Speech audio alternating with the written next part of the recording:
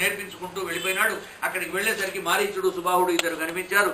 ఇక జిత్వానురూప గుణశీల వయో అంగరూపాం సీతాభిధాం శ్రియమురస్య అభిలబ్ధమానాం మార్గే వ్రజన్ రఘుపదేర్వ్యనయత్ ప్రరూఢం దర్పం మహీ హృదయ శ్రీరాజబీజాం. ఈ విధంగా రాజపుత్రులకు విలువిద్యలు నేర్పించాడు. నేర్పించిన తర్వాత తీసుకుపోయి జనక మహారాజు సభలో అక్కడ సీతాదేవికి స్వయంవరం జరుగుతున్నదన్న విషయం తెలుసుకొని అక్కడి నుంచి వాళ్ళని తీసుకుపోయేసి అందులో మారీచుడు చావు తప్పి కన్నులొట్టపోయి పారిపోయినాడు. వాడు శ్రీలంకకు వారిపోతాడు. రావణాసురుని యొక్క సేనలో చేరాడు. సుబాహుడు మాత్రం అక్కడనే చచ్చిపోయినాడు ఆ రామలక్ష్మణుల యొక్క బాణాల ధాటికి అని చెప్తారు. తర్వాత విశ్వామిత్రుడు వాళ్ళ ఇద్దరిని తీసుకుపోయినాడు. వెళ్ళిన తర్వాత జనక మహారాజు సకుటుంబ ప్రోధసం పురోహితులతో కూడినటువంటి మీరు మా ఇంటికి రావాలని చెప్పి దశరథ మహారాజుకు పత్రం పంపిస్తాడు. దాంతోపాటుగా దశరథుడు వస్తాడు. అలాగా జనక మహారాజు తన కూతుర్ని ఊర్మిళను తన తమ్ముని కూతురుని ఇద్దరిని కూడా మాండవీశ్రుత కీర్తిని భరత శత్రుఘ్నులకు ఇచ్చేస్తాడు. అలాగే తన కూతురు అయినటువంటి ఊర్మిళను లక్ష్మణుడికి ఇచ్చేసి భూజాత అయినటువంటి సీత లబ్ధపుత్రికను శ్రీరామచంద్ర వారికి ఇచ్చేశాడు. శ్రీరామ కళ్యాణం జరిపించాడు. ఓం నమో భగవతే వాసుదేవాయ. ఓం నమో భగవతే వాసుదేవాయ. ఆ తర్వాతనే జరిగిందండి కథంతా కూడా. ఇక వాసుదేవాయ ఓం తత్సత్. అలా వెళ్ళి ఈ మారీచ సుబాహుల్ని ఇద్దరిని కూడా హింసించి రామచంద్రుల వారు సీతను పెళ్లి చేసుకొని వస్తూ ఉంటే తోవలో మళ్ళీ అక్కడ పరశురాముడు కనిపించడం. పరశురాముడు భగవదంశే, రాముడు భగవదంశే. ఇలా ఒక్కొక్క అవతారంలో కూడా రెండు సార్లు విష్ణుమూర్తి ఇద్దరు అవతారాల్లో కూడా మనకు కనిపిస్తూ ఉంటాడు. అలాగా ఆయన ఆ శివధనుర్భంగం చేసిన తర్వాత కోపానికి వచ్చినటువంటి పరశురాముడికి క్షమాపణలు చెప్పుకుంటాడు. తర్వాత ఇద్దరు కలిసి వస్తారు. పరశురాముడు అంటే వటివాడు కాదండి, 21 సార్లు క్షత్రియ రాజ్యాన్ని ధ్వంసం చేసినటువంటి వాడు.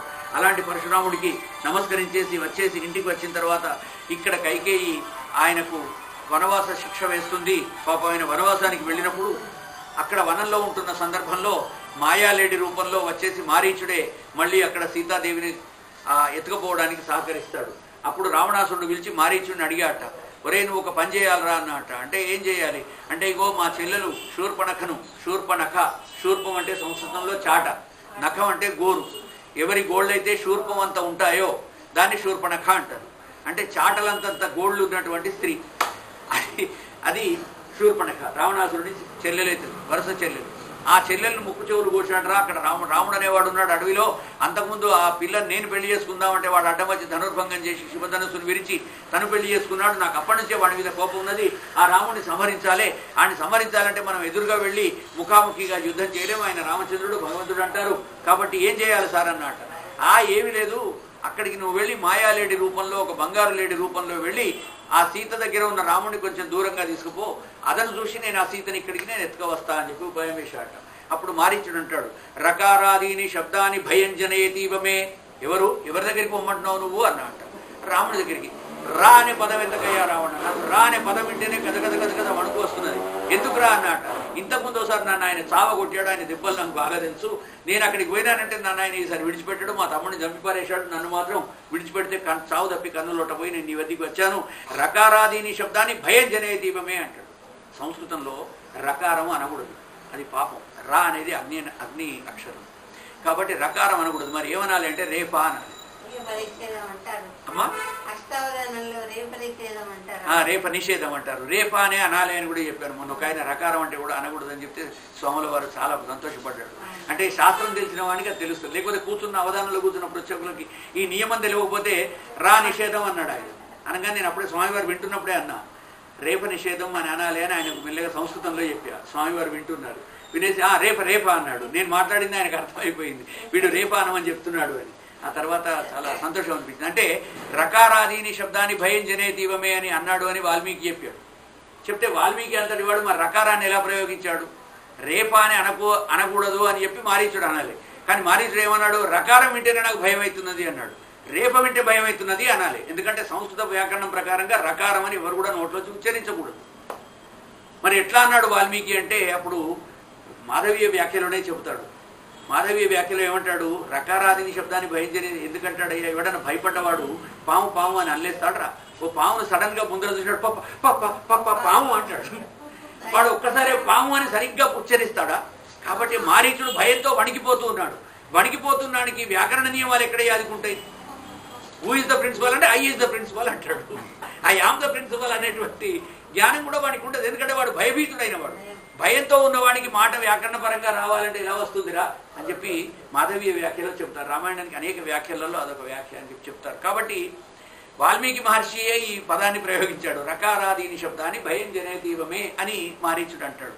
అనగానే రావణాసురుడు అంటాడు, కత్తి తీస్తాడు. నువ్వు పోతే అక్కడ చేస్తా అంటున్నావు, కానీ పోకపోతే నేను ఇక్కడే చంపుతావు అనగానే ఇక పాపం భయంతో ఏం చేయలేక వాడు అక్కడి నుంచి మాయ లేడి వేషం వేసుకొని బంగారు లేడిగా పోతాడు. అక్కడ మీకందరికీ తెలిసిన విషయమే. రావణాసురుడు సీతను భ్రాత్రావనే కృపణవత్ ప్రియయ అభియుక్త స్త్రీ సంగినా గతిమితి ప్రతయంశ్చకార. ఈ విధంగా రాముడు సోదరుడైన లక్ష్మణుడితో కూర్చొని సీతను పోగొట్టుకొని దీనంగా ఏడుస్తూ ఉన్నాడు. ఆ మారీచుడు రాముడిని దూరంగా తీసుకుపోయినాడు. అక్కడ కామం ప్రయాహి జై విశ్రవసో రావణు యొక్క త్రైలోక్య రావణం అవాప్నుహి వీరపత్ని. ఆ విధంగా రావణాసురుడు ఎత్తుకువచ్చినటువంటి సీత ఇక్కడ చింతతో బ్రతుకుతూ ఉన్నది. అనేక మంది రాక్షస స్త్రీల మధ్యలో బ్రతుకుతూ ఉంటే ఆంజనేయ స్వామి వెళ్ళాడు. అక్కడ కుంభకర్ణుడు ఆంజనేయ స్వామి వెళ్ళి సీత యొక్క జాడ కనుక్కున్నాడు.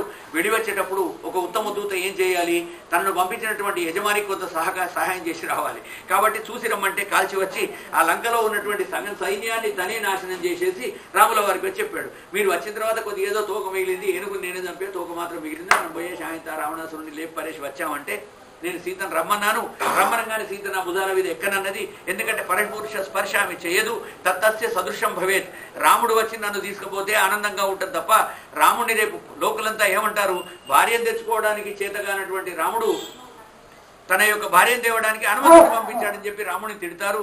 ఏ హనుమ, నీ రాముడిని తిట్టడం నీకు ఇష్టమా అని సీత అడుగుతుంది. అయ్యో వద్దమ్మా, రాముడిని ఎవరు ఏమనకూడదు అంటాడు ఆంజనేయుడు, భక్తుడైనటువంటి ఆంజనేయుడు. అప్పుడు అయితే నువ్వు ఇక్కడి నుంచి నన్ను తీసుకుపోవడం కాదు, తొందరగా వెళ్ళి రాముడిని లక్ష్మణుడిని భుజాల మీద ఎక్కించుకొని తీసుకురా. ఇక్కడికి వచ్చి రాముడు రావణాసురుడిని సంహరించి నన్ను తీసుకుపోతే తత్తస్య సదృశం భవేత్, అది ఆయనకు శోభస్కరంగా ఉంటుంది అని చెప్పి చెబుతాడు. ఇవన్నీ కూడా రామాయణంలో వస్తాయి. సేతుం కపీంద్ర కరకంపిత భూరుహాంగై. అప్పుడే సేతు నిర్మాణం చేశారు. రావణాసురుడు చింతతో కూర్చున్నాడు. కుంభకర్ణుని సంహరించాడు. తర్వాత రావణాసురుడిని సంహరించాడు. ఇక రామస్తమ పురుషయన్న కాంతా సమక్ష సమత ప్రవృతాశ్వవత్తే. ఇక ఓరి రాక్షసాధమా, రాముడు అంటున్నాడు రావణాసురుడితోటి, మేము తమ్ముడైనటువంటి లక్ష్మణుడు లేని సమయంలో దొంగలాగా వచ్చేసి మా పత్నిని ఎత్తుకుపోయినావు. అందుకని నీకు ఎన్నో అవకాశాలు ఇచ్చి నీకు చెప్పించి చూశాను. నువ్వు ఏ మాటను కూడా వినకుండా నువ్వు ఇలా నా భార్యను యమయాత్రలు పెట్టావు, కాబట్టి నీకు నేను శిక్ష వేస్తున్నానంటాడు. చంపేస్తాడు. తర్వాత వాడు చచ్చిపోతూ నన్ను ఎందుకు ఇలా చంపావు అని చెప్పి అడిగితే మధ్యలో బాలి బధ ఇవన్నీ కూడా ఇందులో చెప్పాడు. భాగవతంలో చాలా కష్టాలు చేశాడు. 15 శ్లోకాల్లో రామాయణం కథం చేశాడు. నేను దాన్ని 5 శ్లోకాల్లో కథం చేస్తున్నాను. అయితే అంత్యేష్టి రావణాసురుడు చచ్చిపోయినాడు కాబట్టి వాడి దగ్గర చాలా మంచి జ్ఞానం ఉన్నది. వాడు నవవ్యాకరణ పండితుడు. అలాంటి వ్యాకరణం నేర్చినటువంటి వాడి దగ్గర నువ్వు కొంత విద్య నేర్చుకోపోమని చెప్పి తన తమ్ముడైన లక్ష్మణుడిని పంపిస్తాడు. రాముడి యొక్క సౌజన్యం అది. అలాగా రావణాసురుడి దగ్గరికి పంపించి లక్ష్మణుని జ్ఞానం నేర్చుకోమని చెప్పి పంపిస్తాడు. ఆ తర్వాత విభీషణుడిని పిలిచి ఉత్తర క్రియలన్నీ కూడా చేసి వెళదాం. లక్ష్మణుడు వచ్చి అడుగుతాడు, అయ్యా లంక చూస్తే చాలా బంగారంతో ఉన్నది, ఏదో అపి స్వర్ణమయి లంక, ఇక్కడనే మనం ఉండిపోతే పోలా, హాయిగా ఈ బంగారం అంతా కూడా మనమే ఏలుకోవచ్చు, మనం ఇక్కడే ఉండిపోదామంటాడు లక్ష్మణుడు కొంచెం తామసంతో. అప్పుడు అది విన్నటువంటి రాముడు అంటాడు, అపి స్వర్ణమయీ లంక నమే లక్ష్మణ రోచతే జననీ జన్మభూమిశ్చ స్వర్గానికి గరీయసి. నా జన్మభూమి నాకు స్వర్గం కంటే కూడా గొప్పదిరా, అది బంగారంతో ఉండని ప్లాటినంతో ఉండని, నేను ఆ లంకలో నేను ఉండడం ఇష్టపడడం లేదని చెప్పి విభీషణుడి వైపు తిరిగి ఓ లంకాధిరాజా రా అని పిలుస్తాడు. అప్పుడే అయిపోయినాడు. మాటతోటే రాముడు వాడిని లంకాధిరాజులు చేసేశాడు. విభీషణుడికి రాజ్య పట్టాభిషేకం చేసి కుబేరుడి దగ్గర రావణాసురుడు ఎత్తుకు వచ్చిన విమానంతో సహా రాజ్యాన్నంతా కూడా సోపాన కుమ సహితంగా తను గెలిచినటువంటి లంకా రాజ్యాన్ని రాముడు ధారాదత్తం చేసి ఆ విభీషణుడికి సమర్పించేసి వెనక్కి తిరిగి వస్తూ ఉన్నాడు. ఈ విధంగా రామ ప్రియతమాం భార్యాం దీనాం వీక్షాన్మకంపత. ఇలా వచ్చిన తర్వాత ఇంకేమైనా అయిపోయిందా అప్పుడే అంటే ఆ మాత్రం ఇక ఎవడో ఇంట్లో ఏదో రాముడు, నేనేమన్నా రాముడు లాంటి వాడినా, పర ఇంట్లో ఉండి వచ్చినటువంటి సీతను నేను తీసుకున్నాడు ఆయన, నేను అలాంటి వాడిని కాదు అని చెప్పి ఒక బట్టలు ఉతికేవాడు రజకుడు మాట్లాడిన మాటలు ఖిన్నుడైనటువంటి వాడై అలాగా తీసుకొని మళ్ళీ అతన్ని ఆ భార్యను మళ్ళీ అడవిలో విడిచిపెట్టి రమ్మని చెప్పడం, లక్ష్మణుడు వెళ్ళి ఆమె విడిచిపెట్టి రావడం. ఆ మాటలు ఇక పాదుకేన్యస్య పురతః ప్రాంజలిర్ బాష్పలోచన. కాబట్టి ఆ రామో లక్ష్మణ సీతాభ్యాం విప్రేభ్యో ఏ అర్హసత్తమాహతేభ్య స్వయం నమశ్చక్రే ప్రజాభిశ్చ నమస్తుత. సీతను తీసుకొని వచ్చిన రాముడు లంకలోకి రాగానే ఒక్కసారి లోపలికి రాలేదమ్మా. సీతను తీసుకొని అయోధ్యలోకి వస్తూ ఉన్నప్పుడు మధ్యలో ఆయనకు అనుమానం వచ్చింది. ఇప్పుడు 10-15 ఏళ్ళు 14 సంవత్సరాలు భరతుడు రాజ్యం వెళ్ళాడు. ఎవడైనా రాజ్యం వెళ్తే ఇది ఇంకా 4 రోజులు ఉంటే బాగుండు అనిపిస్తుంది. ఆశకు అద్దు లేదు. ఇచ్చతి క్షతి సహస్రం. మీరు ఎవరికైనా 100 రూపాయలు ఇవ్వండి పుట్టుటీనే, అయ్యో వీడు 100 ఇచ్చాడో 1000 ఇస్తే మంచిగా ఉంటుంది కదా, వానికి ఎందుకు పోయింది అని చెప్పి తిట్టుకుంటారు. ఇచ్చతి శతి సహస్రం.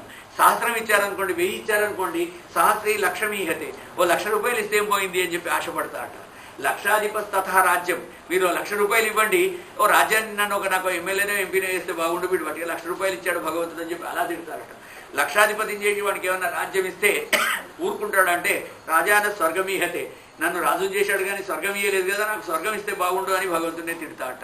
కాబట్టి ఆశకు హద్దు అనేటువంటిది ఉండదు. ఓటి వెనుకోటి అలా అడుగుతూ ఉంటారని చెప్పేసి రాముడు అనుకుంటున్నాట. ఆ భరతుడు గనక 14 ఏళ్ళు రాజ్యాన్ని పరిపాలించాడు కదా, ఆయనకు తెలియదు ఆ భరతుడు ఎలా పరిపాలించాడు. అయోధ్య నగరాన్ని విడిచిపెట్టి ఆ సింహాసనాన్ని నంది గ్రామానికి తెప్పించుకొని ఊరు బయట ఎగ్లాస్పురంలో పెట్టించి అక్కడ సింహాసనాన్ని వేయించి రాముని యొక్క పాదపీఠం ఏదైతే ఉంటుందో కాళ్ళు పెట్టుకునే స్థలం, దాన్ని సింహాసనంగా చేసుకొని దానిపైన కూర్చొని రాముడికి తెచ్చినటువంటి పాదుకలు చిత్రకూట పర్వతంలో అడుక్క వచ్చిన పాదుకలను మళ్ళీ పీఠంలో పెట్టి సింహాసనంలో పెట్టి రోజు వాటికి షోడశోపచార పూజ చేసుకుంటూ ఆ రాముడు ఉన్నట్టుగా తలుస్తూ ఆయన పాదపీఠం మీద కూర్చున్నాడు భరతుడు. అలాంటి మహానుభావుడు భరతో భ్రాతృవత్సల అంటాడు. రామాయణంలో లక్ష్మణుడి కంటే కూడా ఎక్కువ భరతుడు బాగా భక్తి కలిగిన వాడు. శ్రీరామ భక్తి భరితం భరతం కేకయాత్మజ. ఆ కేకయాత్మజ కైకేయి శ్రీరామ భక్తి భరతుని కన్నదాడు. అంటే ఈయన మీద భరతుని మీద భరతునికి రాముడి మీద ఎంత ప్రేమ అంటే లక్ష్మణుడికి రాముడి మీద ఉన్న ప్రేమ కంటే కూడా ఎన్నో రెట్లు ఎక్కువ. అలాంటి ప్రేమ భరితుడు భరతుడు. అలాంటి భరతుడు వచ్చి తన రాజ్యం తీసుకుంటాడా? వాడు రాజ్యం వెళ్ళాడు, 14 ఏళ్ళు అయిపోయింది. అయినా సరే నమ్మకుండా రామచంద్రుల వారు సీతతో పాటు అక్కడనే నంది గ్రామానికి ఇంకా అవతల ఎక్కడో దూరంగా ఆగిపోయి ఇక్కడ ఎక్కడో మా భరతుడు ఉంటున్నాట, రాజ్యపాలన ఇక్కడి నుంచే చేస్తున్నట్ట, కాబట్టి మీరు ఒక పని చేయండి హనుమంతుల వారు, మీరు వెళ్ళేసి ఆంజనేయుడి యొక్క మనస్థితిని తెలుసుకొని రాండి. ఆంజనేయుడు మనసులో ఏమో ఆలోచిస్తున్నాడు, ఈ రాజ్యం రాముడికి అప్పయిద్దామని అనుకుంటున్నాడా? అప్పుడెప్పుడో నేను వనవాసం వచ్చినప్పుడు 7 ఏళ్ల లోపల వచ్చి ఆయనతో ఉన్న 2 కాళ్ళ చెప్పులు కూడా పీక్కొని వచ్చేసాడు ఇక్కడికి. అయితే అతనికి రాజ్యం ఇంకా చేయాలనే కాంక్ష ఉన్నదేమో, కనుక్కొని రమ్మని చెప్తాడు. ఆంజనేయ స్వామి వెళ్తే అక్కడ ఊరి వాళ్ళందరినీ కనుక్కుంటే ప్రతివాడు రామరాజ్యాన్ని కోరుకుంటున్నారు. భరతుడి దగ్గరికి వెళ్ళి అడిగితే అయ్యో ఇవాళ కనుక రాముడు రాకపోతే నేను ఆత్మహత్య చేసుకోవడం ఇంకా ఖాయమే, చచ్చిపోవడే అని చెప్పి చెప్తూ ఉన్నాడు. ఎందుకంటే వాడు ముందే చెప్పాడు, అది మనకు ఉడంబడిక అని చెప్పి చెప్తాడు. 14 సంవత్సరాలు ఇవాళతో 14వ సంవత్సరం తీరిపోతుంది, ఆయన కనుక రాకపోతే నేను చనిపోతానంటాడు. అదే విషయాన్ని ఆంజనేయ స్వామి వచ్చి రాముల వారికి చెప్పి, నీ యందు అత్యంత అమితమైనటువంటి ఎక్కువగా భక్తిభావంతో ఉన్నవాడు భరతుడు, ఆయన నువ్వు రాకపోతే చనిపోతా అంటున్నాడు, ప్రజలందరూ కూడా రామరాజ్యమే కోరుకుంటున్నారని చెప్పగానే అప్పుడు రాముల వారు భరతుని దగ్గరికి ఆ పుష్ప విమానంలో చేరుకుంటాడు. అలాంటి మర్యాద పురుషోత్తముడు రాముడు, అలాంటి తమ్ముళ్ళు ఆయనకున్నారు. అందుకనే రామాయణం చదివితే ఈ భ్రాతృ స్నేహము, దయ, దాక్షిణ్యము, పుత్రప్రేమ ఇవన్నీ కూడా మనకెన్నో అలవడేటువంటి గుణాలన్నీ ఏవి నేర్చుకోవాలో అవన్నీ చెబుతూ వాల్మీకి మహర్షి ఆ 24,000 గాయత్రిని మనకు అందించాడు. 24 సహస్రీ అంటారు. ఇక ఆ మాటలు కూడా అందరూ పుత్రులను చూసి చాలా ఆనందించారు. ఈ విధంగా రామచంద్రుడి యొక్క విశిష్ట లీలావరణలన్నీ చేస్తున్నాడు. భర్తు సీతాహరన్ మనః, సీతను వెలగొట్టడం. అలాగా తర్వాత కదాచిద్లో జిజ్ఞాసు గూఢో రాత్ర్యామలిక్షిత చరణ్ వాచో అశ్రుణోద్రామ భార్యాముద్దిశ్య కస్యచిత్. ఎవడో ఒకడు మూర్ఖుడు, ఒక రజకుడు ఆ సీత గురించి పిచ్చి మాటలు మాట్లాడడం విన్నాడు. అలా విన్నటువంటి రామచంద్రుడు ఆ సీతని ఇంట్లోంచి వెళ్ళగొట్టాడు. అలా అడవుల పాలు చేశాడు. అక్కడ లవకుశులు జన్మించారు. ఉత్తరాఖండాదంతా కూడా చెబుతాడు. ఆ విధంగా రామాయణం జరిగింది అని చెప్పి చెప్తున్నాడు. శ్రీమద్ రామాయణంలో దశవర్ష సహస్రాణి దశవర్ష శతానిచ రామో రాజ్యముపాధీత. రాముడు ఎన్ని సంవత్సరాలు రాజ్యం వెళ్ళాడో కూడా చెప్తున్నాడు. 11,000 సంవత్సరాలు రాముడు రాజ్యాన్ని పరిపాలించి సుభిక్షంగా చేసి ఈ ప్రాంతాన్ని, ఈ ప్రదేశాన్ని వదిలి తన యొక్క అవతారాన్ని చాలించాడని చెప్పి చెబుతున్నాడు. ఇలాగా ఇక్ష్వాకు వంశంలో మిగిలిన రాజులు ఇంకెంతమందో ఉన్నారు, వాళ్ళందరి పేర్లు చెప్తున్నాడు. ఒకసారి అనుకుందాం. కొంతమందివి హిరణ్యనాభుని కుమారుడు పుష్యుడు, వాని కొడుకు ధ్రువసంధి, ఆ ధ్రువసంధి వలన కలిగిన వాడు సుదర్శనుడు, వాని కొడుకు అగ్నిపర్ణుడు, అగ్నిపర్ణుని కొడుకు శీఘ్రుడు, శీఘ్రునికి కొడుకు మరువు, ఆ మరువు యొక్క కొడుకు ఈ విధంగా మరువు యొక్క కొడుకుతోటి సూర్యవంశం అంతా కూడా ఆగిపోయింది. ఆ తర్వాత కలిగింది చంద్రవంశం అని చెప్పి చెప్తున్నాడు. ఈతని వృద్ధి పొందిన తర్వాత పుత్రపౌత్ర పరంపరతో ఉత్తేజితమైంది. ఆ మరువు వలన ప్రశ్రుతుడు అనేటువంటి వాడు పుట్టాడు. సంధి యొక్క తర్వాత వాడికి సంధి పుట్టాడు.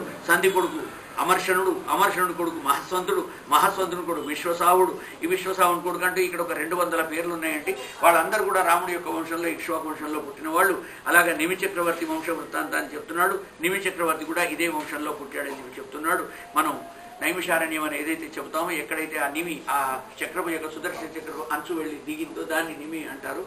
ఆ నిమి దిగిన వంశాన్ని నైమిషారణ్యం అని చెప్పి అంటారు. అథాత శ్రూయతాం రాజన్ వంశ సోమస్య పావనః. ఓం తత్సత్. ఓం నమో భగవతే వాసుదేవాయ. ఓం నమో భగవతే వాసుదేవాయ. ఓం